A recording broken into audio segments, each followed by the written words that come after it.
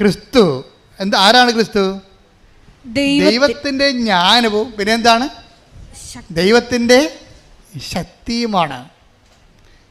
ഈ നമ്മൾക്കറിയാമല്ലേ, തീർത്ഥാടന ഉടമ്പടിയിൽ ഓൺലൈൻ ഉടമ്പടി നിറച്ച വസ്തുക്കളില്ല, വെർച്വൽ ഉടമ്പടി നിറച്ച വസ്തുക്കളില്ല.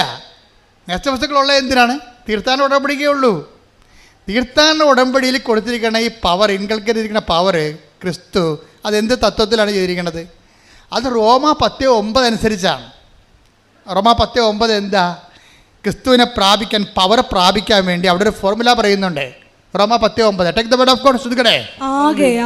ആകയാൽ പറഞ്ഞേ, ആകയാൽ യേശു കർത്താവാണ് എന്ന് അധരം കൊണ്ട് ഏറ്റുപറയുകയും ദൈവം അവനെ മരിച്ചവരിൽ നിന്ന് ഉയർപ്പിച്ചു എന്ന്